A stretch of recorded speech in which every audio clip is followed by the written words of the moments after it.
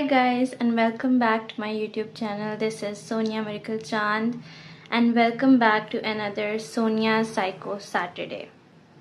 आज हम बात करेंगे why just stop people pleasing the ones who can never be pleased. सबसे पहले it's very important to know कि people pleasing होती क्या है. So basically people pleasing का आम लफ्ज़ों में मतलब ये है कि आप अपनी खुशियों के ऊपर दूसरों को तरजीह देते हैं. मतलब ये कि आप अपने आगे दूसरों को रखते हैं, अपने से ऊपर दूसरों को रखते हैं, ठीक है, और उनकी नीड्स, उनकी ज़रूरियात, उनकी ख्वाहिशात, उनकी खुशियों को अपने से ऊपर तरजीह देते हैं. लेकिन एक हद तक ये ठीक है, लेकिन कोई भी चीज़ एक्सेस में करना डेंजरस हो जाती है, राइट.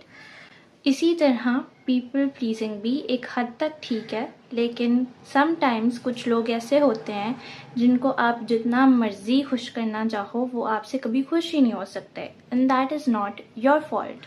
आपको अंदाज़ा नहीं होगा, लेकिन about 50% of the people, mostly 50% of the people are people pleasures.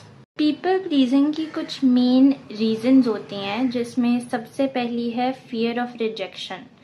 आपको ये डर होता है कि दूसरे लोग आपको रिजेक्ट कर देंगे, इसलिए आप अपने ओपिनियंस या अपने जो थॉट्स हैं उनको उनसे परे हट के उन चीज़ों पे फोकस करते हैं कि उनको क्या चीज़ खुश करेगी, और आप उन चीज़ों में इंडल्ज होना शुरू हो जाते हैं. वो चीज़ें करना शुरू कर देते हैं चाहे आप एक्चुअली में वैसे हों या ना हो. वो सेल्फ इस्टीम, जब आप अपने से ऊपर दूसरों को रखेंगे तो ऑब्वियसली आपकी कोई सेल्फ वर्थ जो है वो नहीं रहती, वो कम हो जाती है बहुत ज़्यादा. आप अपनी नज़रों में बहुत कम हो जाते हैं.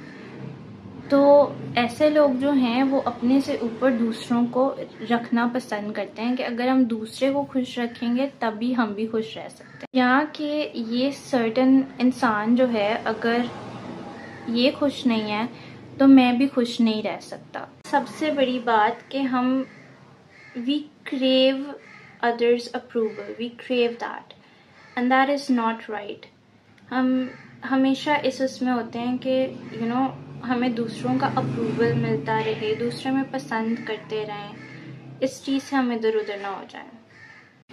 कांस्टेंट पीपल प्लीजिंग के नुकसानात क्या होते हैं? वैसे तो ये टर्म इतनी कोई ख़तरनाक या डेंजरस नहीं लगती है, and you just feel like कि it won't have that many consequences, but it does. And eventually in the long run it's very bad. What happens is कि you feel drained, you feel burnt out.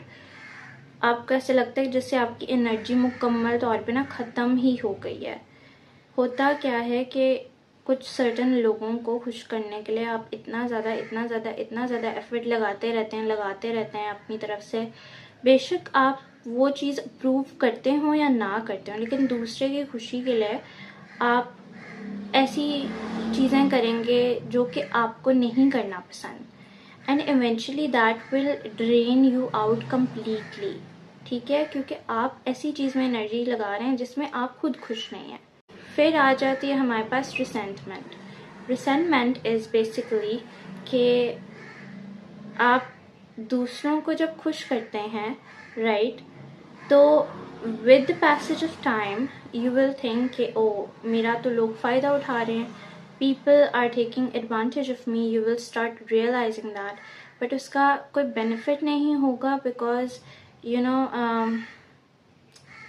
आप आगे जाके फिर ये सोचेंगे that oh no I did this because that person matters to me and everything. बट think the other way around. Does that person do the same for you? Do you matter to that person as well? और वक्त के साथ साथ ऐसे होता है कि आप अपनी आइडेंटिटी लूज़ करना शुरू कर देते हैं. What happens is कि आप I'm sorry about the bikes, I cannot do anything about it.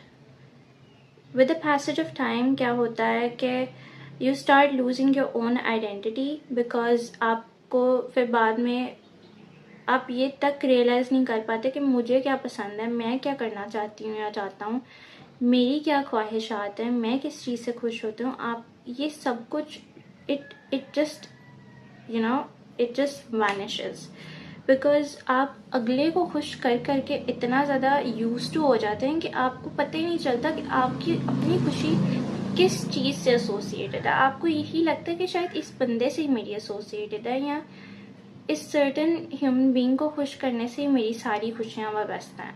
लेकिन ऐसे नहीं होता। Every human being separate. You have a separate identity. Never lose your identity for someone else. दूसरे आपकी ज़िंदगी का पार्ट होते हैं. They can be the cause of your happiness and sadness, but they should not have the complete ownership of you. Only you own yourself and God owns you. Okay? Other people are part of your life, so are you of theirs. Remember, people pleasing is not associated with kindness. Remember this. Kindness or people pleasing, दो separate चीज़ें हैं. It's something else to be kind, and it's completely something else to be a people pleaser. So you should know the difference. अब how can you overcome this, या आप कैसे इस चीज़ को ठीक कर सकते हैं?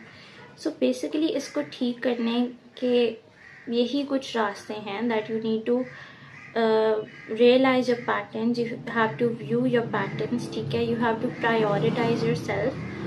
सबसे पहली चीज़ तो is important to set boundaries. When there is a person in your life जिसके लिए आप कर करके थक गए हैं, बट वो आपसे खुश नहीं होता कभी भी, and on the other hand they also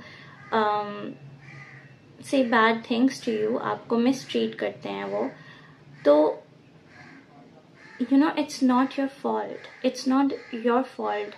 It's them.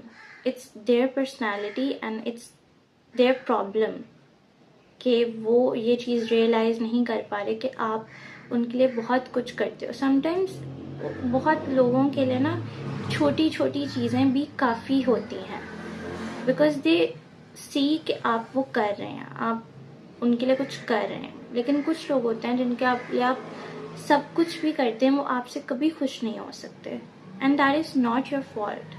You have to set boundaries with such people, because they will constantly drain you, they will constantly hurt you, और इसका आपकी मेंटल हेल्थ पे, आपकी अपनी लाइफस्टाइल पे बहुत negative impact पड़ सकता है. In the long run it can lead to depression, and that is not good. Whether it's your friends, whether it's your partners or any relative or your parents, I'm not encouraging you कि आप दूसरों के लिए कुछ करना ही बंद कर दें. Please do, but in a safe manner. मतलब कि आपने देखा होगा कि इन अ यंग एज बहुत सारे बच्चे या बहुत सारे टीनेजर्स अपने नए दोस्त बनाने के लिए, या टू फील इंक्लूडेड, वो बहुत सारी ऐसे एक्टिविटीज़ में इन्वॉल्व हो जाते हैं जो कि उनकी फैमिली वैल्यूज़ को सपोर्ट नहीं करती, जो उनकी अपनी पसंद नहीं होती.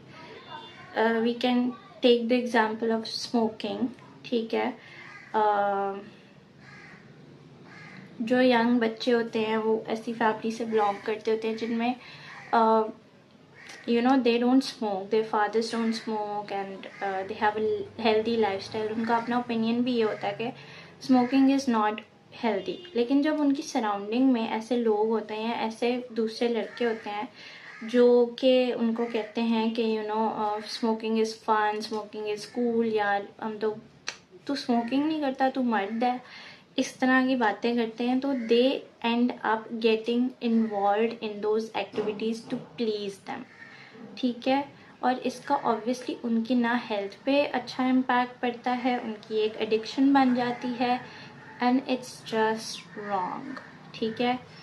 Similarly, if I take the examples of females, तो मेल्स में भी ये चीज़ हो सकती है, बट फीमेल्स में मोस्टली ये होता है कि हम अपने आप को प्रायोरिटाइज बिल्कुल भी नहीं करते. ठीक है, we are constantly putting others above us, and that is okay to a healthy level.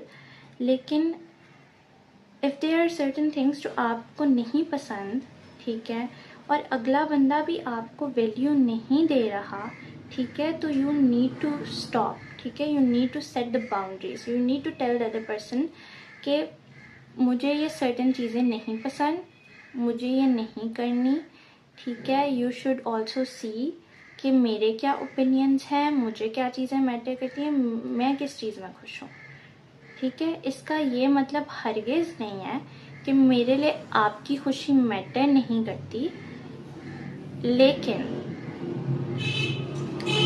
you need to realize, you need to make the other person realize it's so basic, you know, everyone should know कि हम अपने आप में एक पूरा इंसान है, हमारे अपने थॉट्स हैं, हमारी अपनी फीलिंग्स हैं, अपने ओपिनियंस हैं।